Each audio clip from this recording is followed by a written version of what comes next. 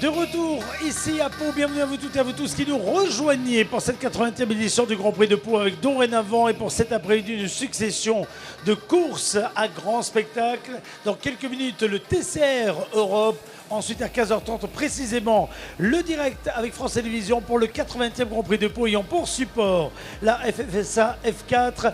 Et pour l'heure, avec cette météo qui s'améliore, vous le voyez de minute en minute, le départ des petites barquettes Feugnot. Alexandre, Eric, vous êtes du côté de la cabine sono pour nous redonner les enjeux de cette toute dernière course. Nous pensions jusqu'à peu que vous alliez clôturer le meeting. Vous voici donc en ouverture finalement de l'après-midi. Ça va faire plaisir à vos pilotes, ça va faire plaisir également aux premiers spectateurs qui nous rejoignent. Vous prenez place sur les tribunes. Vous allez pouvoir suivre sur écran vidéo géant avec la gentillesse, la souplesse, l'amabilité de l'équipe vidéo qui a pris des plateaux repas un petit peu tardivement et on s'en excuse véritablement. Vous allez pouvoir suivre cette course dans les meilleures conditions possibles avec cette grille de départ qui promet d'ores et déjà, Alexandre, Eric, du grand spectacle. C'est Mathias, mais c'est pareil. Merci Eric. Attends, je vous la refais, qui promenait, qui vraiment Mathias, du grand spectacle. Exactement, on va essayer d'égrener rapidement cette grille avec Alexandre, qui commence avec une première ligne composée de la numéro 24 de Xavier Fouineau et de la numéro 7 de Stéphane Rickelmy. Ça risque d'être très très chaud. Et oui, c'est la grille. Merci Mathias, merci Eric. Bonjour à toutes et à tous et bienvenue pour cette dernière course de la Sprint Cup by Feugnot ici dans les rues de Pau. C'est donc l'arrivée de la course numéro 2 que nous avions vu hier après-midi. Donc vous avez magnifiquement fait la première ligne. La deuxième ligne, attention, avec un vainqueur de Pau, la 27 de Jesse Bouet. Il a gagné en Formule Renault Europe et en F3. Et surtout, le double vainqueur ce week-end, Jonathan Dessins. La troisième ligne avait la numéro 2 de Romain Beauclerc en 5e position, la 77 d'Alex Guenne en 6e. 7e position pour Louis Fernier sur la 12, Rémi Brouard sur la 78 et 8e. 9e place pour Olivier Gauclair sur la 23, la 10e place pour Bruno Frétin sur la 21. Et Jean-Claude Roland et Étienne Champetier de Rip, 28 et 64 pour cette 6e ligne. On retrouve la 49 de Dekelnar sur la 13e place, celle de Dominique Arnoux, la 83 sur la 14e place. Alors que l'on va terminer le départ et rapidement les deux derniers, Franck Lefebvre et Jérémy Siffert, le petit-fils de Joe Siffert. Attention, le drapeau vert va être agité, signe que tout va bien. Départ arrêté, on regarde les feux. 5 feux vont s'allumer. 5, 4, 3, 2, 1. Et alors extinction, c'est parti pour cette course numéro 4 avec un excellent départ de la 24 et de la 27 de Jesse Bouet. Jesse Bouet, oh Rickelmy dur sur la partie de la piste. Exactement, attention, virage numéro 2. Là, ils veulent tous aller décrocher le Saint Graal, c'est la victoire à Pau. Et puis la subtilité de Pau, le drapeau jaune jusqu'au Pau Oscar. On est bien ralenti là. Rémi Brouard sur la 78 en tête à queue. Il a dû être aidé. Il a dû être aidé, un petit peu.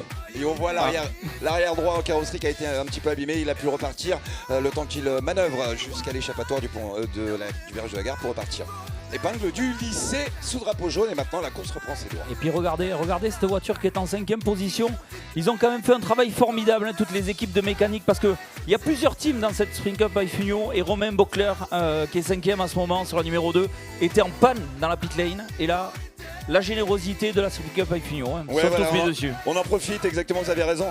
Mathias, on prend une petite aparté, c'est-à-dire que quand les voitures sont en pré-grille, en attente d'attendre la grille de départ, la numéro 2 de l'écurie française, celle de Romain Beauclerc qui est actuellement 5e, n'a pas démarré.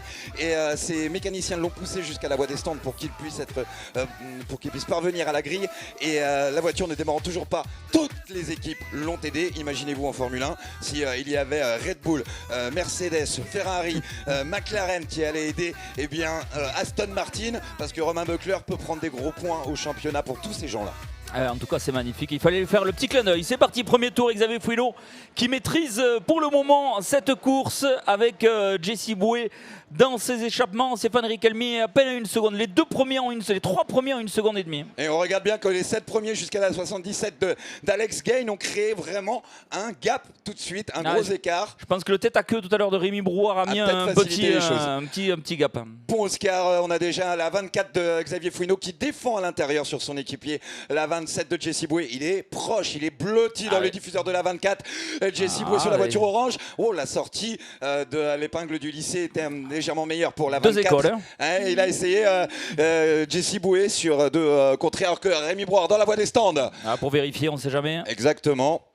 On espère, Rémi Brun. Oui, à l'arrière droit, on a vu que la carrosserie était un petit peu abîmée. Les mécaniciens du HMC Racing vont regarder si ce qu'il y a et pour le faire repartir dans les plus brefs délais.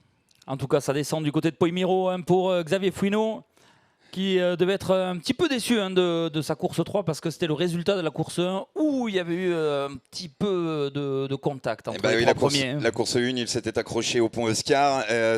Les trois premiers de cette édition et on avait Jonathan Dessens, là actuellement 4e, qui avait raflé la mise. Il est un petit peu en retrait légèrement. Alors la 24, le leader du championnat, Xavier Fouineau, son équipier au HMC Racing, la 27, Jesse Boué, et derrière Stéphane Riquelme, le vainqueur des 24 heures du Mans, le pilote de la mission H24 ici que vous pouvez admirer dans le parc Beaumont. Et derrière, l'on a Jonathan Dessens, Romain Buckler, Louis Fournier, la 2 et la 12. Romain Buckler et Louis Fournier, ce sont des concours aussi dans la catégorie des espoirs. Meilleur tour en course pour Stéphane Riquelme, une 22-7. Xavier Fouineau tourne en une 23-0 et une 22-8 pour la 27 de Jesse Boué.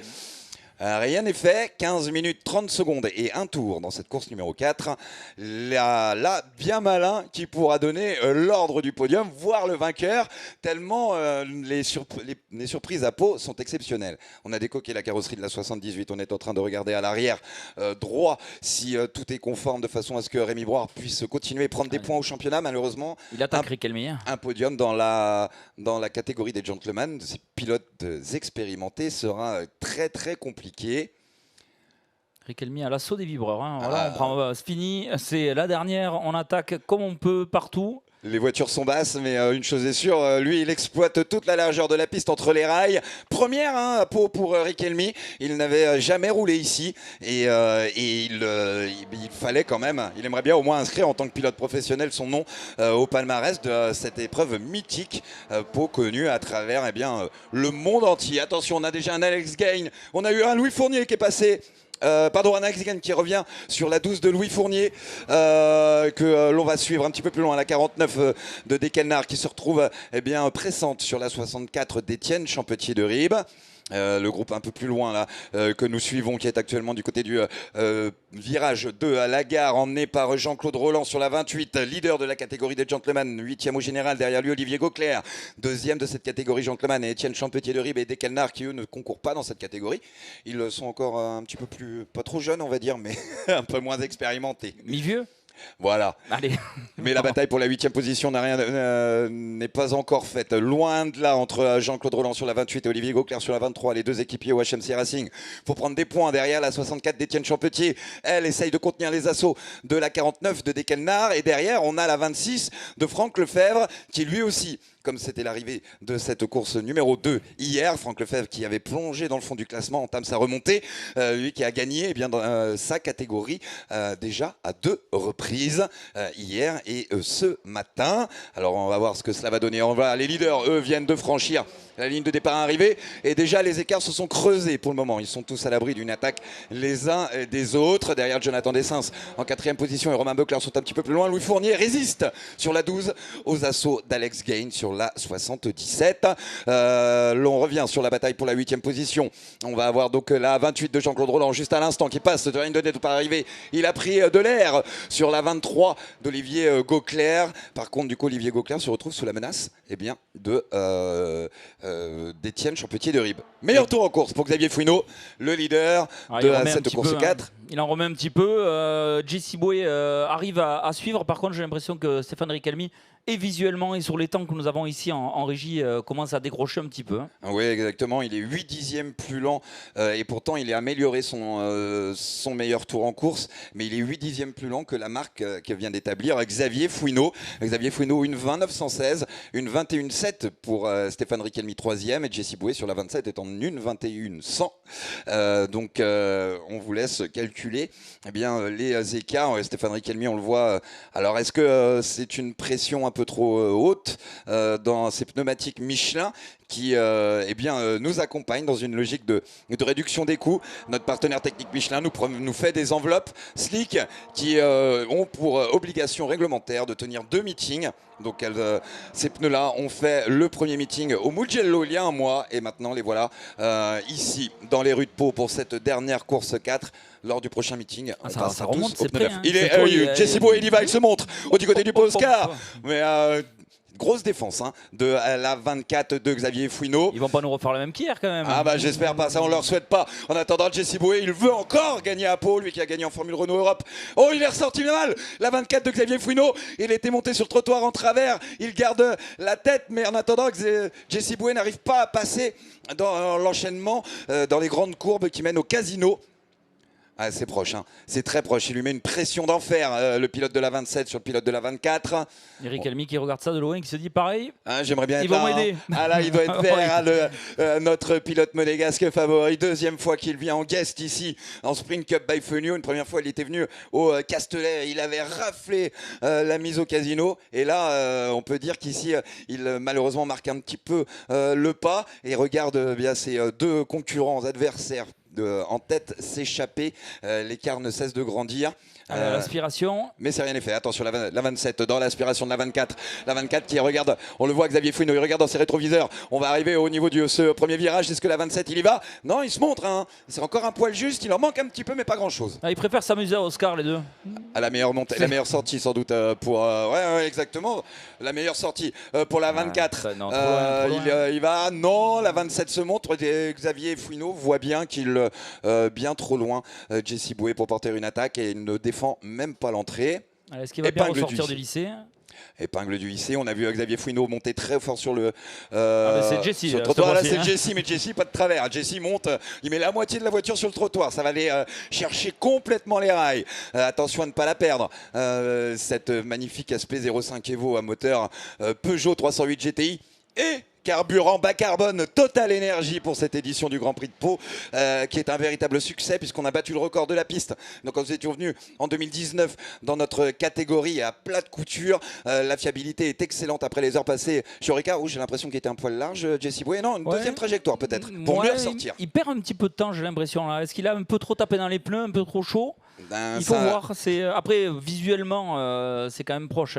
Mais voilà, il 6 dixièmes. Il a perdu 2 dixièmes. On l'a senti un peu dur dans le parc Beaumont. Un peu difficile, un petit peu lourde du train avant. Sa SP0527 ici dans cette sortie de virage. On le voit bien, oui, il peine, il souvire, il a du mal. Elle a du mal à aller chercher les points de corde. On l'a vu au lycée, on pensait que c'était une trajectoire, mais non. Et on l'a vu dans Beaumont très large tout le long. Est-ce que du coup, il n'aurait pas légèrement surchauffé les gommes avant Michelin ici, déjà à la gare, il avait du mal à aller chercher la trajectoire. Peut-être aussi a-t-il pris une bosse à ce niveau-là qu'il ne faut pas prendre.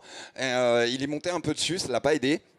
Sortie du lycée, pas trop mal quand même. Il va falloir qu'il corrige un peu peut-être sa répartition de frein pour essayer de rattraper ce souci-là, puisqu'on peut régler, si je ne me trompe pas, sur les Fugnots là, la répartition de frein depuis le cockpit de la voiture. Exactement, alors que du coup on a perdu Olivier Gauclair sur la 23 qui est plongé au niveau du classement puisque c'est Étienne Champetier de Ribes qui a pris la 9e position sur la 64, Dekelnar 10e et Franck Lefebvre du coup 2e des Gentlemen en 11e position. Toujours Jean-Claude Roland, vainqueur potentiel, leader potentiel de cette catégorie des Gentlemen. 8 minutes 15 secondes et un tour encore d'action, rien n'est fait. Faites vos jeux, prenez vos paris, 24-27 pour la victoire. Voire peut-être la 7, pourquoi pas, même si elle est un poil en trait. Attention, on regarde derrière Stéphane Riquelme, est-ce que son équipier au MGV Sport Racing sur la 66, Jonathan Dessens pourrait remonter. Rien n'est fait. Les Pau réservent toujours son lot de surprise. Et comme le dit si bien Romain Angebault, le constructeur de ces Fenio SP05, il se passe toujours quelque chose en Fenio. Ah oui, on a déjà, là on suit à l'écran le groupe de la bataille donc pour la 8e position avec Jean-Claude Roland, la 28 qui emmène la 64 d'Étienne Champetier du Ribes, la 49 de Dekelnar et la 26 de Franck Lefebvre. C'est la course dans la course aussi entre la 28 et la 26 puisqu'il concourt dans la catégorie des gentlemen. Donc c'est pilote de plus de 55 ans. Et au milieu, eh bien, Étienne Champetier de Ribes sur la 64 et Dekelnar sur la 49. Dekelnar sur la 49 dans l'aspiration. Est-ce qu'il se porte à la hauteur de la 64? Oui, il y va au premier virage. Non, la 64 de 20 mètres. Attention qu'il ne perde pas trop de temps pour aller porter une attaque décisive au virage de la gare. Non, ça n'est pas encore pour maintenant pour le pilote de la 49, notre pilote israélien. C'était prudent. C'était prudent. Il a eu aussi son lot hein, de misère au pont Oscar. Ah, est-ce qu'il va le faire au pont Oscar, Dekelnar? Non, il se montre et il reste derrière pour le moment. 6 minutes 50 et un tour. Dans cette course numéro 4, on regarde toujours d'un œil intéressant la lutte en tête entre Xavier Fouineau et Jesse Boué. La 24 et la 27, meilleur secteur absolu amélioré pour Xavier Fouineau qui franchit la ligne à ce moment-là. Il y avait 3 dixièmes d'écart entre eux au tour précédent. Une chose est sûre, ils ont tourné dans le même dixième. Il y a exactement 14 millièmes d'écart entre eux au tour précédent à la faveur de Xavier Fouineau. Il ne lâche rien pour vous, mesdames et messieurs. Oh, Dekelnar très haut sur le vibreur. Oh, il exploite la largeur de la piste. Il se rapproche d'Étienne Champetier de Rive. Ça y est, il en veut là, Dekel. Il a pris confiance dans la voiture. Il y va. Oh, magnifique. Après Miro. Oh, magnifique dépassement sur Étienne Champetier de Rive. Et alors, c'est Jérémy Siffert qui est revenu du coup. La 28 de Jean-Claude Roland crée le bouchon et c'est Jérémy Siffert sur l'axe 54 qui eh bien, en profite pour remonter troisième de la catégorie des espoirs. Oula, ça a touché. Regardez, il est monté un peu trop sur les vibreurs. Il a la lame avant qui touche par terre. Oui, on a l'impression effectivement qu'il a quelque chose qui est légèrement abîmé. Attention, virage 2, il y va. Non, Jean-Claude Roland défend à la gare. C'est magnifique. Dès qu'il est déchaîné, il le veut refaire. Il est mieux, il semble être mieux sorti par rapport à Jean-Claude Roland sur le pont Oscar. Il se montre hein, dans les rétroviseurs, mais il n'y va pas. Il va refaire peut-être la même. Ah, prenez vos paris. Bien à préparer. Est-ce qu'il va nous faire la même, à votre avis, Mathias? Mais il a déjà failli raboter les côtés de la largeur, on va voir. Après le côté gauche, le côté droit. Allez. Ah, ça va, ces mécaniciens du Belt Racing vont être heureux. Non, c'était bien préparé. C'était bien préparé. Vraiment, il a pris de la vitesse dans la descente de Foch pour aller pouvoir le prendre à Poimiro. Exactement. Très joli. Il est dans l'aspiration du côté du casino Dekelnar juste à ce moment-là pour aller peut-être surprendre encore une fois Jean-Claude Roland. L'on revient sur les images. Sur la tête de course pour à cet instant du virage numéro 2. Voilà la 24 de Xavier Fouineau toujours en train de défendre sur la 27 de Jesse Boué. L'écart est stable hein, globalement on aussi entre 8 dixièmes, une demi-seconde sur la ligne de départ arrivé. C'est un coup, il y en a un qui est meilleur, un autre, un coup c'est toi, un coup c'est toi, un coup c'est moi. Voilà, il y a un niveau de pilotage qui est déjà forts. Très très haut et très équilibré. Ah ouais, non, ça c'est sûr. En attendant, il va falloir pousser à l'erreur Xavier Fouineau, ce n'est pas facile, et on est sûr qu'il y en a un qui ne va pas commettre d'erreur non plus. On est en train, alors que la bataille pour la 8e position entre Dekelnar et Jean-Claude Roland, la 28 et la 49, fait aussi rage, on l'a vu, on les a vus passer devant la ligne droite de départ arrivée. Alors, la descente, la 24. Ah oui, le trafic aussi qu'il va falloir jouer, puisqu'on l'a vu que ça jouait sur les écarts. Ça aide, ou pas. Et voilà, les leaders qui remontent la 83 de Dominique Arnoux pour le moment. Alors Dominique qui va très sportivement laisser passer tout le monde. Mais il a ralenti un peu Xavier Fouineau sans le vouloir, hein, mais... Voilà, là ça y est, dans la montée du pont Oscar, il laisse passer. De toute façon, oui, c'était le meilleur endroit. Attention, il faut laisser passer Jesse. Oui, est-ce que Jesse va être gêné au freinage? Il n'est pas sur sa bonne... Mais ça passe, ça passe. Ouais, mais regardez de suite, hein. Regardez l'écart. Ça monte, hein. Tout de suite, ça monte. Vous avez raison. Est-ce que la sortie de l'épingle du lycée Jesse Boué pourra en profiter pour faire une meilleure reprise de gaz?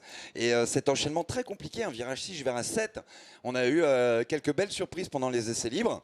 Oui, il faudra demander à Dekelnar. C'est sûr, il connaît bien ce chose. Oui, il a bien connu effectivement le rail. Alors, on regarde, même si l'écart c'est un petit peu, stabilisé, on avait 7 dixièmes, il a 1 seconde 1 maintenant, il s'est agrandi sur entre les leaders, entre le premier et le deuxième. Il a perdu un petit peu de temps. Allez, il va falloir sortir toute la puissance du moteur Peugeot avec les carburants Total Energy pour aller rattraper Xavier Fouineau. Avec les carburants bas carbone. Oh, c'est Jérémy Siffert dans le virage de la gare qui la marche arrière, elle est dure à mettre en plus. C'est bon, il va réussir à manœuvrer. Pas si loin, attention, les leaders arrivent. Attention, les leaders sont là. Xavier Fouineau, ça va lui faire perdre du temps. Et ça devrait aller, ça recolle. Ouais, non. Ça s'est très bien passé pour Jérémy Siffert. Il leur tournait le dos, il ne pouvait pas les voir. Il était de travers, ils étaient dans son angle mort. Alors, on ne ménage pas sa peine avec, comme vous le disiez, le moteur 308 GTI et les carburants bas carbone Total Energy. Véritable succès de notre partenaire technique Total Energy lors de cette 80e édition, 80e anniversaire du Grand Prix de Pau, pardon, pour cette Sprint Cup by Fenio, puisque les records ont été battus. Et ils sont encore pour quelques années, on l'espère, avant d'être rebattus. On va voir si eh bien, les carburants bas carbone, on est fiers d'être partenaire de ces carburants bas carbone et d'ouvrir l'histoire du sport automobile. 1 minute 41 tours encore dans cette course numéro 4. Rémi Broir qui laisse passer sportivement eh bien, ces deux équipiers au HMC Racing qui se battent pour la victoire. Les concurrents pour la 8e place viennent de passer. Quand il arrive à revenir, Jessie à 8 dixièmes, il y a une voiture attardée. C'est dur, il les prend pas au bon endroit, le pauvre. La gestion des attardés, elle est compliquée à Pau. On l'a vu, c'est extrêmement difficile. Et soit vous pouvez tout perdre ou tout gagner. Il est passé proche des rails, Xavier Fouineau, pour le coup. Ah bah, il exploite réellement la totalité de la largeur de la piste. 1 minute et 1 tour, donc ça y est. Ça va faire des gros points au championnat. Gros points au championnat pour Xavier Fouineau. Ah bah c'est sûr, 3 victoires. Et le point du meilleur tour en course pour le moment, c'est Jesse Boué qui l'a. 1:20,557. Un point, c'est ça? 1:20,557. Non, le point. Un point pour un point. Pardon, oui. Un point pour le meilleur tour en course. Donc cela permet bien de garder le contact. L'on va voir aussi si le mauvais résultat de la course 2 de la course 1 de Xavier Fouineau ne l'aura pas trop pénalisé. Non pas sur Jesse Boué puisqu'ils se sont retrouvés avec des résultats quasi blancs tous les deux. Mais on suit Alex Gain, voilà, qui est un petit peu plus loin, qui marque le pas en 6e position sur le pilote américain de la 77. Allez, 10 secondes plus un tour encore au chrono. Est-ce que vous pensez qu'on devrait avoir 2 tours ou qu'on entame le dernier tour, Mathias? Non, ils mettent combien de temps 16 secondes dans le dernier secteur. On y arrive à peine. 4, 3, 2, 1. Non, ce sera le dernier tour. Ça y est, on va présenter le dernier tour à Xavier Fouineau sur la 24 et à la 27 en 2e position de Jesse Boué. Dernier tour maintenant. On est parti. Attention, on va voir et puis on va suivre aussi les batailles un petit peu plus loin dans le classement. On avait suivi pendant longtemps la 28 de Jean-Claude Roland et la 49 de Dekelnar.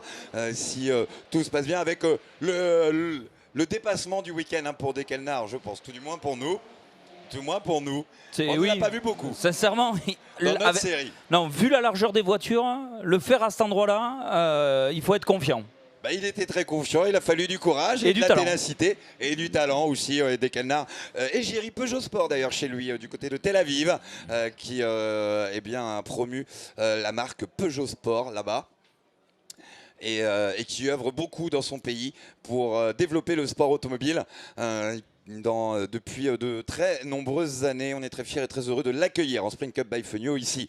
Alors allons-y pour les derniers virages avec Xavier Fouineau qui maintient pour le moment en respect la 27 de Jesse Boué. Il est trop loin pour aller porter une attaque franche, mais il maintient encore la pression sur Xavier Fouineau qui lui ne lâche pas l'affaire. Il a le secteur 2 à son actif. C'est lui le plus rapide dans ces derniers instants.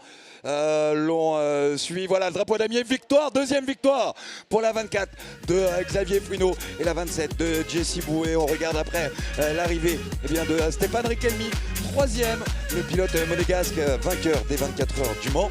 Et pilote de la mission H24, le voilà qui franchit la ligne de départ. Arrivé à cet instant, on attend donc Jérémy Siffert qui franchit la ligne de départ arrivé, qui termine à la 13e position. Jonathan Dessens 4e, Romain Buckler 5e, Alex Gain qui est revenu 6e position. Il a réussi à gagner une place sur Louis Fournier que l'on attend, pilote de la 12 qui franchit qui passe sous le drapeau damier. Vous savez, Xavier Fouineau, le vainqueur pour la 2e fois ici lors de ce week-end en Sprint Cup by Fenio dans les rues de Pau et qui vous salue, saluez-le bien fort.